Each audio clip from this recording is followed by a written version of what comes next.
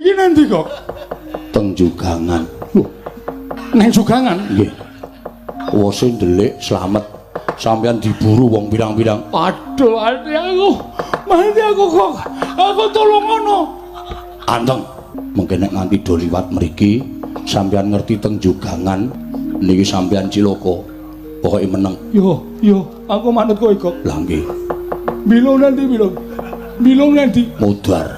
Motor kena ngopo? Sampar Baladewa.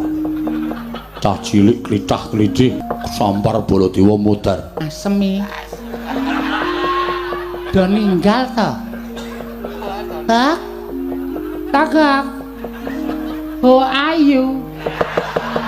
Kaya suarane bilung. Lah nggih kok isih urip. Oh iya kene ngejak-jak ora tanggung jawab ora. Diwenehi tondo men ngerti nek kowe karo aku nang kene. Nggih. Oh, pada di sini. Lamit. Wih, po member. Cangkem kok nggo ancik-ancik. Cangkemmu kaya undak-undakan. Wah, gayeng tenan. Ratu Gustimu menangan sapa-sapa dicokot.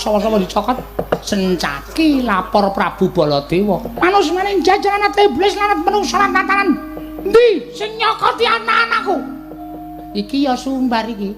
Ayo aku Prabu Kumbara Yaksa, ora minggat cokot gulumu. Piye? Aku nganti keplotra saka wit lho, Gok. Kono muni piye ngono aku pletre ngono.